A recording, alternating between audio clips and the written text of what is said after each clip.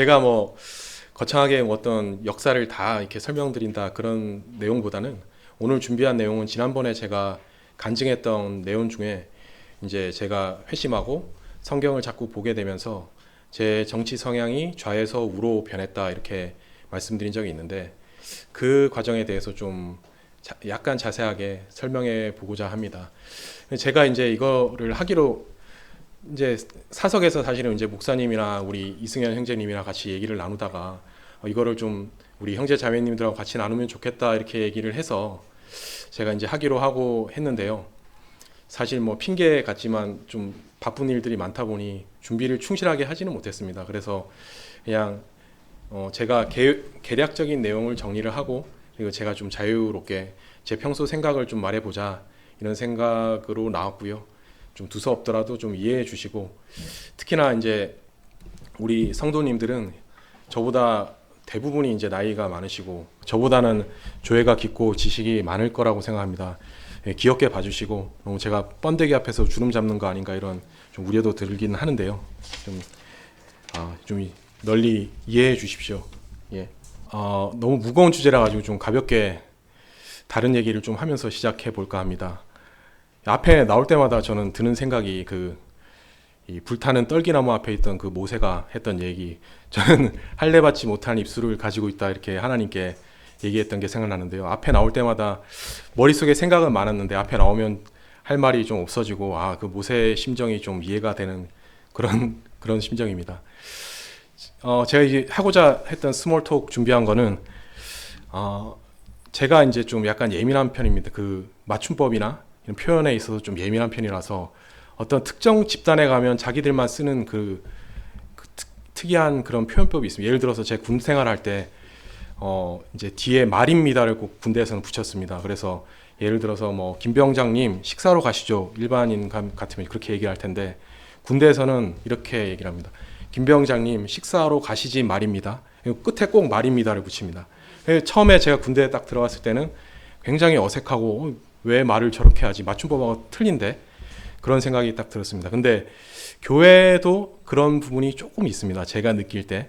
그게 이제 뭐냐 하면 요한복음 28장 3절에 아마 있었을 겁니다. 진리가 너희를 자유케 하리라.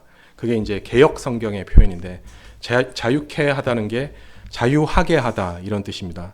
근데 이제 그 개역 성경에만 있는 게 아니라 우리 그리스도인 사이에서 또는 뭐 목사님들이 설교할 때 자유하게 하다 이런 표현을 많이 쓰십니다. 혹은 뭐 자유함, 우리 뭐 찬양이나 복음성가에도 자유함이라는 표현들이 많이 있고요. 근데 이게 사실 맞춤법에는 맞지 않습니다. 그래서 자유하다, 뭐 자유함 이렇게 하면 안 되고 자유롭다, 자유로워지다, 자유로움 이렇게 표현해야지 맞춤법에 맞습니다. 예, 주의해서 써주셨으면 좋겠고요.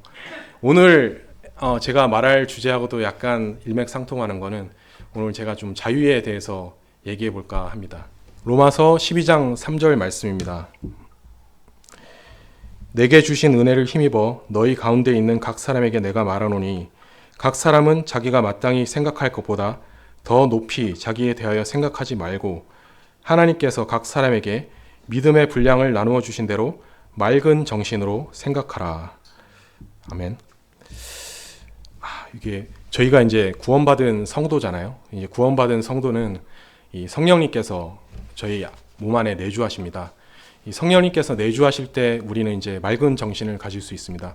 대비되는 게 이제 술 취했을 때 그 흐린 정신입니다. 우리는 술 취하지 않고 항상 정신을 바르게 차리고 세상에 일어나는 어떤 일들에 대해서 좀 분별하는 그런 자세를 가져야 됩니다. 제가 이 맑은 정신이란 거를 성경에서 검색을 해봤는데 신약 성경에 11번이 나옵니다. 주로 이제 그 구원받은 성도들이 맑은 정신을 가지고 항상 옷차림이나 행동 거지나 그런 것들을 바르게 해야 된다. 그리고 본받을 만한 행동을 해야 된다. 그런 취지에서 나오는 것입니다. 그리스도인이라면 좀 그래서 맑은 정신을 가지고 그냥 세상 사람들이 선동하는 대로 따라갈 것이 아니라 우리가 어떤 일에 대해서 좀 잘 분별하고 어떤 사상이나 어떤 세태에 대해서도 좀 잘 분별할 필요가 있다고 생각합니다. 그런데 이제 많은 그리스도인 중에서도 이게 뭐 좌파 우파 이런 걸 떠나서 좀 예를 들어서 공산주의가 성경적이다 이렇게 말씀하시는 분도 있다고 저도 들었습니다. 그거는 완전히 반대되는 개념인데 그렇게 생각한다는 거는 좀 앞뒤가 맞지 않는 거 아니냐 이렇게 생각이 들기도 하고, 그리고 이제 진보 보수 이렇게 나눌 때 여러분들도 좀 보셔서 아시겠지만 항상 뭐 진보가 나쁘고 보수가 옳다 이런 건 아니지만 진보 좌 이쪽하고 같이 다니는 거는 이제 동성애 아니면 뭐 공산주의, 그리고 이번에 뭐 하마스 폭격 사태에서도 하마스 뭐 지지 시위 이런 것들을 같이 하더라고요. 그래서 이런 것들을 볼 때 어느 편이 좀 더 옳은 것인가 아니면 성경적으로 또 가까운 것인가 이런 걸 좀 분별해 볼 필요는 있지 않나, 그런 생각에서 이런 준비를 하게 되었습니다. 그래서 좌파, 우파, 뭐 진보, 보수 그러면 굉장히 좀 헷갈리고 그게 뭔지 이제 잘 모르는 경우가 많습니다. 저도 과거에 그랬습니다. 그래서 좌파, 우파 이게 뭔가, 과거에 제가 이제 좀 성향이 좌였을 때는 그런 거에 대한 그 의문이 별로 없었습니다. 그래서 뭐 좌파 같은 경우에는 평등을 좀 더 추구하고 사람들이 골고루 잘 살았으면 좋겠다 이런 게 좌파 진보 아닌가. 그리고 우파라는 것은 좀 부자들이 자신들의 기득권을 유지하기 위해서 기존에 있던 것들을 그냥 보수 그냥 유지하자 이런 것과 우파가 아닌가. 과거에 저는 그렇게 생각했었습니다. 그런데 이제 제가 이제 성경을 많이 보고 또 이런 정치에 대한 공부를 조금 하게 되면서 좀 그게 아닌 것 같다 해서 제 나름대로의 어떤 생각을 좀 정립을 하게 됐는데, 그거를 여러분들과 좀 나눠보고자 합니다. 이게 그래서 정답이라고 할 수도 없고요. 그냥 저만의 생각이라고 좀 이해해 주시면 좋겠고요. 그래서 왼쪽과 오른쪽이라고 저는 이렇게 나눴는데, 왼쪽과 오른쪽에 기본이 되는 원칙이 있는 것 같습니다. 이건 제 의견입니다. 그래서 저는 성경 말씀에서 좀 찾아봤습니다. 그래서 왼쪽에 해당되는 성경 말씀은 창세기 3장 5절을 골라봤습니다. 창세기 3장 5절 말씀입니다. 제가 한번 읽어보겠습니다. 여러분들 찾아보셔도 되고요. 창세기 3장 5절은 이 뱀 사탄이 이브를 유혹하는 장면입니다. 그 장면에서 뱀이 이렇게 얘기를 합니다. 너희가 그것을 먹는 날에 너희 눈이 열리고 너희가 신들과 같이 되어 선악을 알 줄을 하나님이 아시느니라 하니라. 이것이 이제 왼쪽에 기본이 되는, 저는 바탕에 깔린 원칙, 그 근본 원리라고 생각하고요.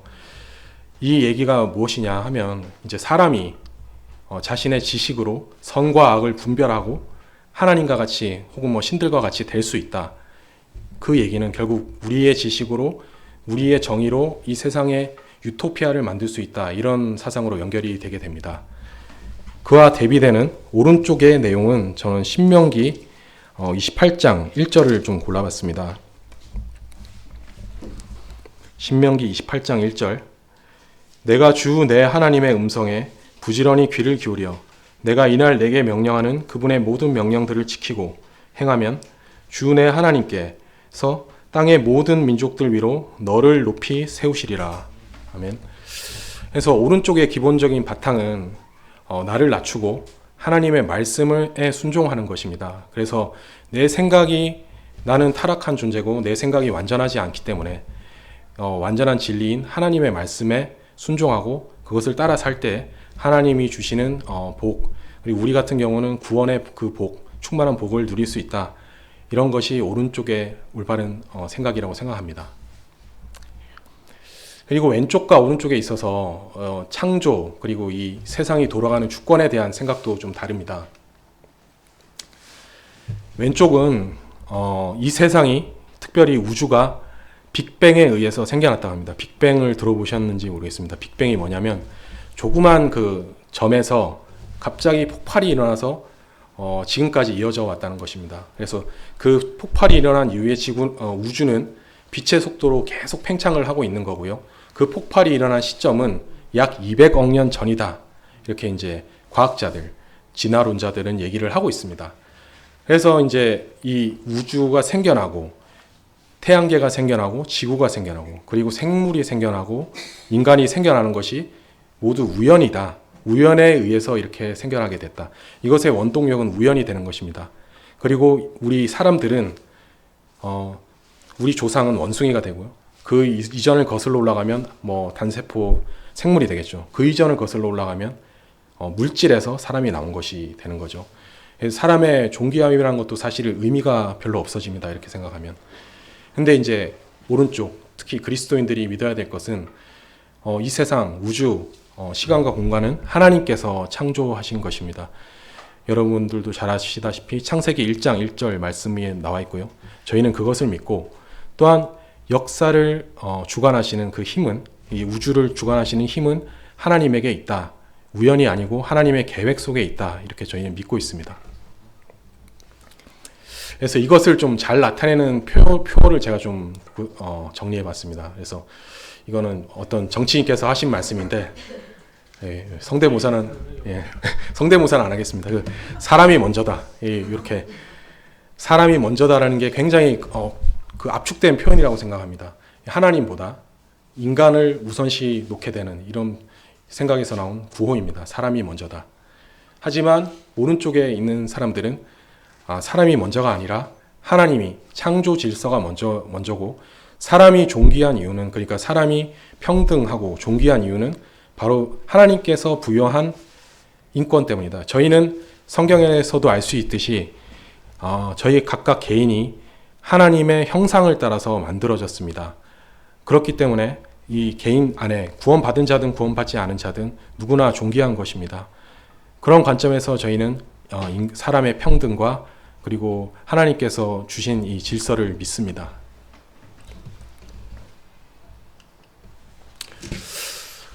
그리고 이 왼쪽과 오른쪽을 대변하는 좀 역사적 사건을 정리해 봤는데요. 이렇게만 보면 아마 모르실 겁니다. 이 연도입니다. 그래서 왼쪽을 대표하는 역사적 사건의 연도, 처음에 나와 있는 게 1789라고 되어 있는데요. 1789년에 혹시 어떤 일이 일어났는지 아시는 분 있으신가요? 1789년은 그 프랑스 혁명입니다. 그래서 프랑스 혁명이 이 왼쪽을 좀 대표하는 그러한 사건입니다. 1789, 그리고 오른쪽을 대표하는 사건은 1776이라 그랬는데 1776은 아마 다들 모르실 텐데요. 미국의 이제 독립선언문, 미국이 독립한 그 해입니다. 이 두 가지 사건은 잘 모르시는 분들은 둘 다 이제 긍정적으로 좀 생각하실 겁니다. 아마 자유나 평등을 외친 데서는 둘이 똑같습니다. 근데 마찬가지로 제가 위에서 쭉 설명했듯이 그 근원을 다르게 봤습니다. 1789년 그 프랑스 혁명 같은 경우에는 이 사람 중심의 그런 자유였습니다. 인간의 이성을 최고의 절대 존재로 봤고 그 인간이 유토피아적인 지상 낙원을 설계할 수 있다, 그렇게 믿는 사람 중심의 자유, 그런 혁명이었습니다. 1776의 혁명은 그 미국의 독립선언문인데요. 이것은 아까 말씀드렸듯이 그 하나님의 창조 질서와 천부 인권을 바탕으로 한 그러한 자유를 천명한 그런 혁명이었습니다. 이로부터 이제 파생된 사건들이 있습니다. 그래서 왼쪽에 그 다른 연도들 두 개, 제가 1917, 1949 이렇게 해놨는데요. 그 두 개가 좀 비슷한입니다. 1917은 그 소련의 볼셰비키 혁명이고 1949는 중국이 공산국가로 건국된 그런 날입니다. 그 오른쪽에 제가 1948 해놨는데 그거는 아마 많이들 아실 겁니다. 우리나라가 건국된 날입니다. 우리나라의 건국은 하나님의 주권 아래서 저는 건국되었다, 이렇게 믿고 있습니다. 그래서 그 결과, 이 왼쪽과 오른쪽 이런 사건들의 결과, 공산혁명으로 인해서 약 1억 명 이상의 사람이 사망하게 되었습니다. 그리고 오른쪽 그 미국의 독립선언, 그리고 대한민국의 건국, 이 결과는 여러분들도 잘 아시다시피 지금 세계 최광대국인 미국을 탄생시켰고요. 자유공화국으로. 그리고 현재 그 전쟁의 폐허 속에서 이제 기적적으로 성장을 일으킨 그 대한민국을 또한 탄생시켰습니다. 이런 큰 차이를 그 왼쪽과 오른쪽이 가지고 있습니다. 그래서 제가 믿는 좌파, 우파 혹은 왼쪽, 오른쪽, 진보, 보수는 이런 개념으로 좀 나누는 개념입니다. 그래서 아마 세상의 다른 정치학자나 다른 분들하고 약간 견해가 다를 수도 있을 겁니다. 저는 그리스도인으로서 이러한 바탕을 가지고 좀 믿고 있습니다.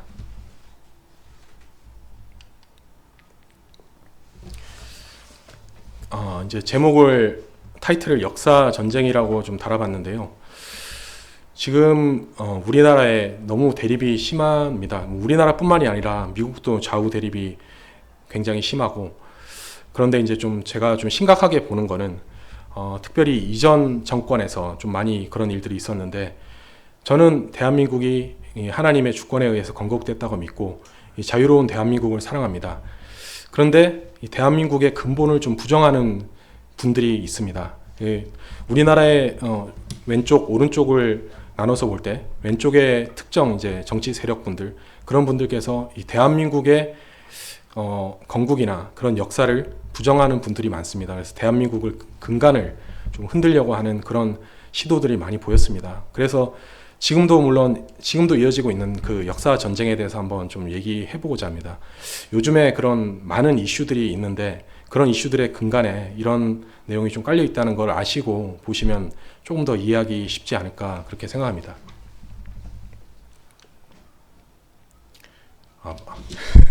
정치인의 얼굴이 좀 나와가지고 부적절할 수도 있는데요.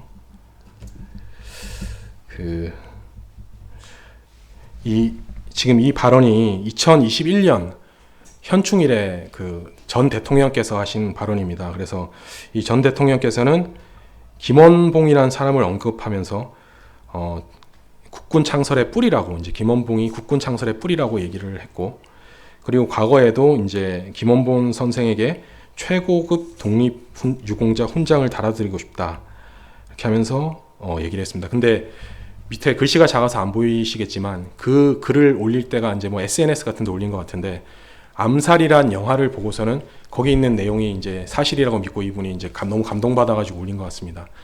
이분은 그래서 좀 영화에 감동을 많이 받는 분인 것 같고, 판도라라는 또 영화를 보고 탈원전까지 하셔가지고 영화를 좀 안 보여드렸으면 좋겠는데 좀 하여튼 감수성이 예민한 분인 것 같고, 근데 이 얘기가 굉장히 심각한 이야기입니다. 이 김원봉이라는 인물이 어떤 인물인지 좀 설명을 해드리면, 그 옆에 이제 제가 그 네이버에서 캡처한 것을 올려놓긴 했는데요.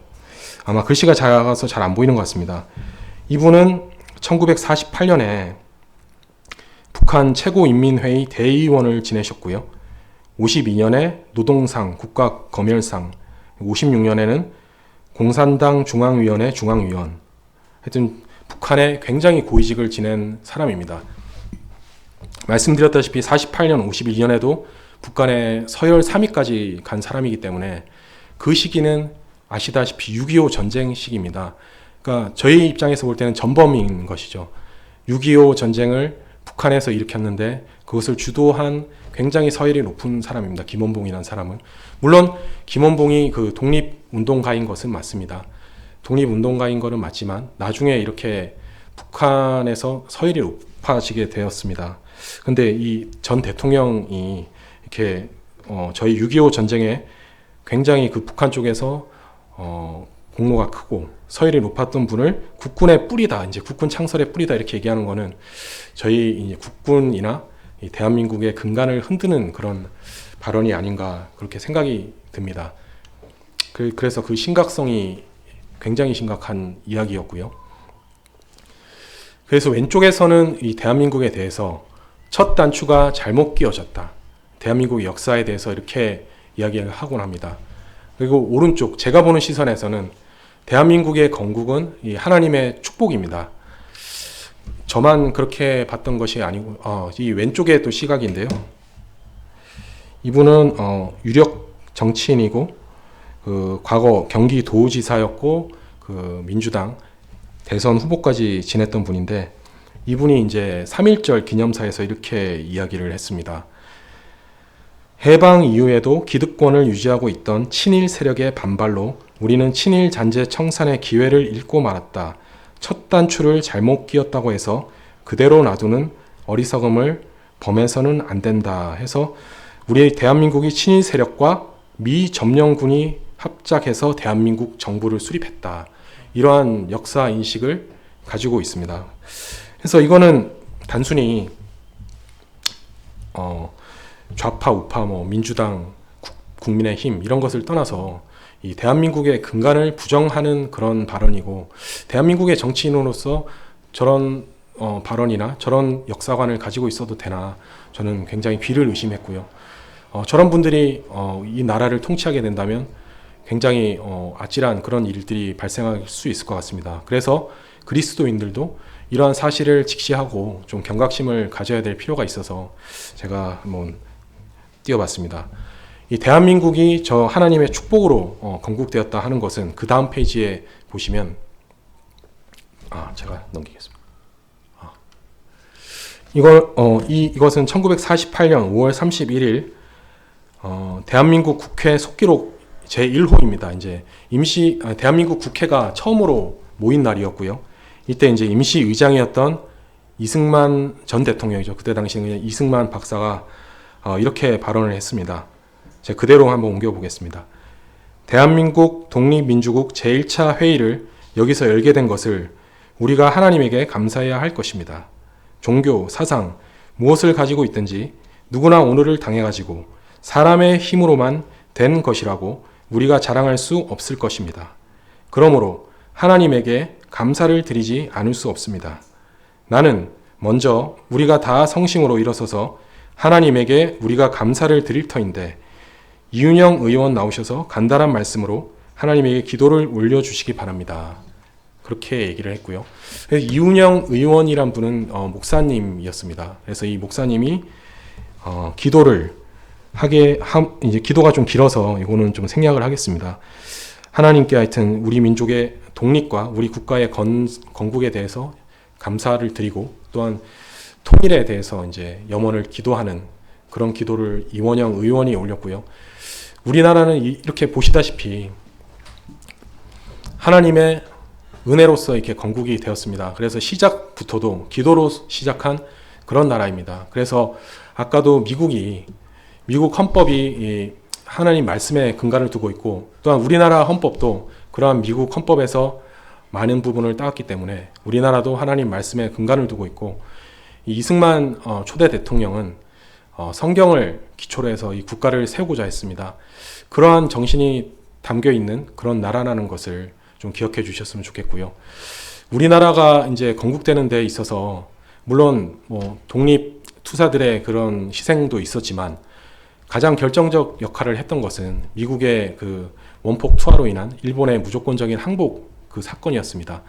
그러한 사건이 이 사람의 힘으로 된 것은 저도 아니라고 믿습니다. 이 역사를 주관하시는 하나님께서 주권 강권적으로 이렇게 우리나라를 해방하게 해주시고, 또한 자유로 대한민국을 건국하게 해주셨다. 그것을 믿고 있고요. 저는 또한 하나님께 이 땅에 자유를 주셔서 감사하고 있습니다.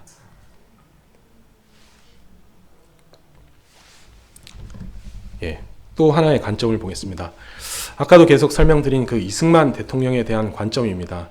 왼쪽과 오른쪽으로 나눠놨는데, 요즘에 어린 분들은 저 왼쪽 오른쪽 할 것 없이 아마 다 왼쪽으로 생각할 것 같습니다. 근데 어르신 세대에서는 좀 다른 생각을 가진 분들도 있을 텐데, 이 왼쪽의 생각은 이승만 대통령이 친일 친미다, 그리고 독재자였고 6.25 때 도망친 런승만이다, 이렇게 조롱하는 표현으로 런승만 이런 표현을 쓰고 있습니다. 하지만 아까도 봤듯이 오른쪽 제 시선에서 이승만 대통령은 이 나라를 성경을 기초로 기독교 국가로 건국하고자 했던 그런 건국 대통령입니다. 절대 그 왼쪽의 사실들은 역사적 사실이 아니고요. 왼쪽에 이제 친일, 친미 이렇게 해놨는데, 이승만 대통령은 그 독립운동가였습니다. 독립운동의 노선이 그 무장 독립운동은 아니었습니다. 외교 독립운동이었습니다. 그래서 미국이나 여러 서방 국가들에 가서 우리나라가 독립해야 된다는 그런 외교 행위들을 많이 했고요. 독재자라는 얘기인데, 독재자였던 거는 일부는 맞을 수는 있습니다. 하지만 그 시대 상황에서 선거로 인해서 선출이 되었었고, 그 시대 상황에서 지도자로서 이승만 대통령만한 분이 없었다는 것은 그 시대에 사셨던 분들이 투표로서 검증을 해주셨던 거고요. 이 런승만이란 거는 사실관계가 전혀 맞지가 않습니다. 그거는 이제 뭐 프란체스카 여사가 이승만 대통령 부인인데 그 프란체스카 여사가 쓴 그 일기에도 봐도 알 수 있고 이승만 대통령 끝까지 이제 도망가지 않으려고 했던 분입니다. 그리고 북한에 맞서 싸웠고 또한 그 38선 이북으로 전진을 해서 유엔군은 사실 반대를 함에도 불구하고 이승만 대통령 명령으로 국군이 38선 이북으로 전진을 해서 북진 통일을 하고자 했던 분입니다. 그래서 우리가 국군의 날을 10월 1일인데 10월 1일이 어떤 날이냐 하면 다들 잘 모르실 텐데요. 10월 1일이 바로 우리가 그 38선 북쪽으로 진격했던 날입니다. 그 진격을 미국도 반대했고 유엔도 반대했으나 이승만 대통령이 강력하게 밀어붙여가지고 북한 그 38선 북쪽으로 진격을 했었습니다. 그러면 이승만 대통령이 어떠한 업적을 갖고 있느냐 이런 것들을 조금 간단하게 정리를 해봤습니다. 이승만 대통령은 대한민국 건국 대통령이고 이 남한만 대한민국을 건국함으로써 이 공산화를 막았습니다. 당시에는 사실 이제 남한 단독 정부 수립에 대한 반대 목소리들도 많았습니다. 그런 반대하는 분들은 그 북한 김일성하고 협상을 해야 된다 이런 분들이 많았는데 아시다시피 그런 협상이 잘 통하지 않는 게 그 공산주의 세력입니다. 그들은 속임수를 쓸 것이고 아마 공산화하려고 했을 것이지 이 자유롭게 뭐 하나된 아니면 일국이체제 그런 것들은 말이 안 되는 것이고요. 그들에게 이승만 대통령 그런 해안이 있었기에 이 남쪽만이라도 자유민주주의 체제로 대한민국을 건국하게 되었습니다. 두 번째로 농지개혁이 있습니다. 이 농지개혁은 남한, 북한 둘 다 이루어졌는데 왼쪽이 남한입니다. 왼쪽은 정부에서 유상으로 매입하고 유상으로 사들이고 그리고 유상으로 분배했습니다. 북한은 무상으로 몰수하고 무상으로 분배했습니다. 근데 이게 굉장히 큰 의미가 있는데 우리 이제 과거의 국가가 조선입니다. 이 조선에서는 국민의 40% 이상이 노예였습니다. 참 이 세계사에서 굉장히 유례가 없는 사례인데요. 굉장히 국민을 노예로 만든 그런 사례는 세계 어디에서도 찾아볼 수 없는데 국민의 40% 이상이 노예 상태에 있었습니다. 근데 이제 일제시대로 오면서 일본에서는 노예 제도 자체를 폐지시켰습니다. 하지만 이 실질적인 노예 상태로 남을 수밖에 없던 것은 그 지주와 소장농 관계 때문에 그랬습니다. 그래서 지주는 엄청난 땅을 많이 소유하고 있고 일반인들은 농사를 져야 되기 때문에 거의 이제 그 지주의 거의 노예 상태로 살고 있었습니다. 이제 그것을 끊어낸 것이 이 농지개혁입니다. 그래서 이 농지개혁을 통해서 국민들이 진정한 자유를 얻을 수 있었습니다. 얼마 전에 그래서 법무부 장관도 이 농지개혁에 대해서 오랜 시간 좀 설명하는 걸 들을 수 있었습니다. 세 번째로 한미 상호 방위 조약입니다. 이것은 순전히 그 이승만 대통령의 업적입니다. 이 미국이 사실 우리나라하고 상호 방위 조약을 맺을 만한 이유가 전혀 없습니다. 미국은 그때 당시도 최강 대국이고 지금도 최강 대국이었고요. 당시에 우리 대한민국은 굉장히 약소국이었고 굉장히 가난한 나라였습니다. 근데 이승만 대통령은 이 6.25 전쟁 말미에 휴전 협정을 반대하고 방공포로를 석방하는 등 강경한 정책을 펼쳐서 미국의 상호 방위 조약을 이끌어내었습니다. 그래서 이제 미군이 우리 대한민국 땅에 주둔하게 되었고요. 이 미군이 주둔함으로써 북한이나 다른 세력들이 우리나라에 함부로 침략하지 못하게 되는 그런 진정한 평화를 이루게 되는 또한 이제 나중에 경제 발전의 토대가 되는 그 한미 상호 조약을 이끌어내었습니다. 4번은 이제 독도는 우리 땅 이거는 뭐 많이들 이용하는 구호인데요. 이 독도는 우리 땅을 만들었던 것도 사실 이승만 대통령입니다. 당시에 이제 해방이 되고 독도에서는 일본 어민들이 조업을 하고 있었습니다. 실질적으로. 근데 이승만 대통령이 이승만 라인을 선포를 하고 거기 있던 일본 어선들이나 어민들을 다 무력으로 쫓아내고 대한민국 영토로 편입을 시켰습니다. 그 역사로 인해서 이제 독도는 대한민국 영토가 된 것이고요. 이제 분쟁이 없다면 우리가 이제 조용히 있으면 우리 땅이 자연스럽게 우리 땅이 되는 것입니다. 우리가 점유하고 있기 때문에요. 이승만 대통령은 1900년대 초반에 한성 감옥에 갔습니다. 그 감옥을 갔던 이유는 당시에는 이제 조선 왕조 대한제국으로 넘어가서 왕정 시대였습니다. 근데 이제 이승만 대통령은 공화국을 수립하고자 했고, 그런 것이 이제 반역죄 이런 것들에 엮여서 사형 언도를 받고 한성 감옥에 들어갔습니다. 이제 한성 감옥에서도 그리스도인으로서 이제 그때 당시 회심을 하고 간수를 포함해서 뭐 죄수들 40명 이상을 전도를 했다, 이런 얘기도 있고요. 근데 이승만 대통령이 당시에 이제 이런 글을 썼습니다. 정치는 항상 교회 본위로서 딸려나는 고로 교회에서 감화한 사람이 많이 생길수록 정치의 근본이 스스로 바로잡히나니, 이러므로 교화로서 나라를 변혁하는 것이 제일 순편하고 순리된 바로다. 반드시 백성을 감화시켜 새 사람이 되게 한 후에야 정부가 스스로 맑아질지니 이 어찌 교회가 정부의 근원이 아니리요. 이렇게 얘기했고요.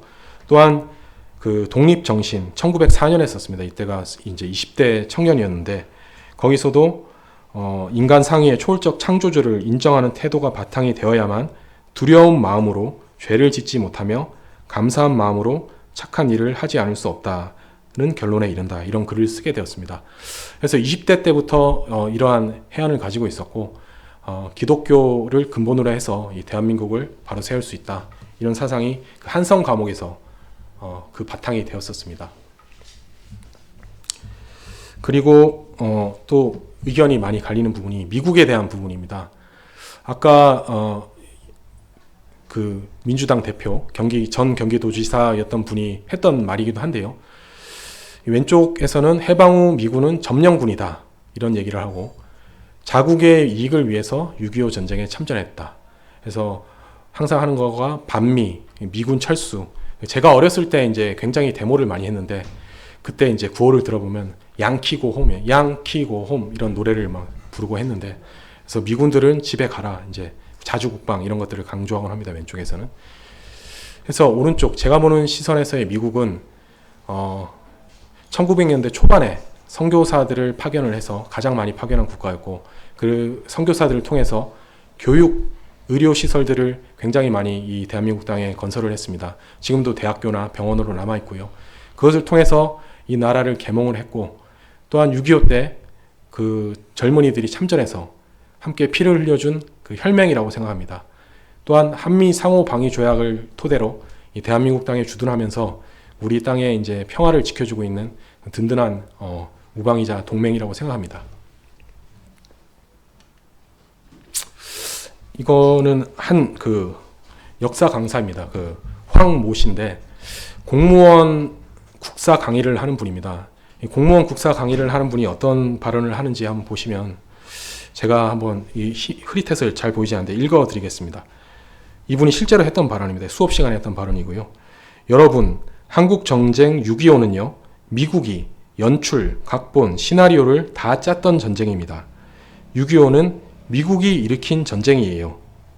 현대사 공부하는 가장 큰 목적과 의의는 뭐다?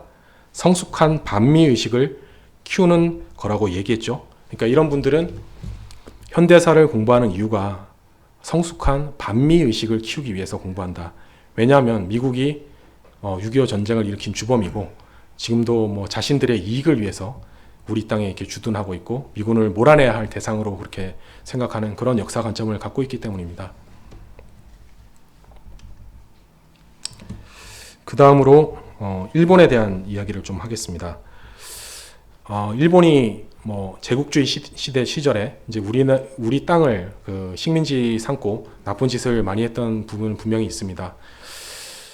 하지만 지금의 일본은 제가 보는 시선에서는 똑같은 우리 대한민국과 같은 자유국가이고, 또한 우리 대한민국의 우방이고, 그 땅은 또 영적으로 굉장히 볼모지입니다. 그 영적으로 굉장히 타락해 있는 곳이고, 우리 그리스도인 관점에서는 복음을 전해야 되는 그런 땅입니다. 근데 이제 왼쪽 분들은 일본을 주적화합니다. 주적이고, 그리고 반일 선동을 굉장히 많이 합니다.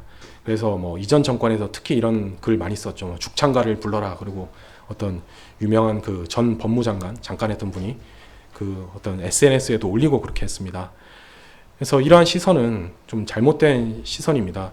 일본도 과거에 이제 역사적으로는 잘못된 일이 있었지만, 그건 제국주의 일본일 때고요.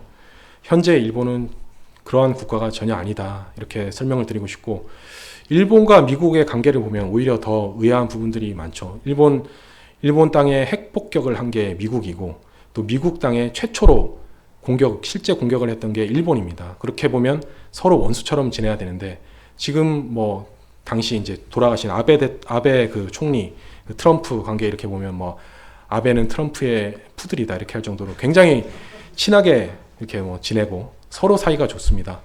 그런 걸 보면 우리도 이제 국가의 이익을 위해서 그리고 현재 그 국제 관계 속에서 어떤 것이 우리한테 맞느냐 이렇게 보면 일본이란 국가는 굉장히 강대국이고 또한 선진국이고 우리가 우선은 배울 점이 많은 국가입니다. 노벨상도 20개 이상 탔고 우리나라는 평화상 하나 빼놓으면 실질적인 노벨상은 없습니다. 이러한 국력의 차이가 어디서 나오는지 좀 우리가 스스로 반성하고 반일보다는 그 길을 위해서 좀 노력해야 된다. 우리가 일본의 그런 선진 기술 그런 것들을 따라잡기 위해서 노력해야 된다 이렇게 생각합니다.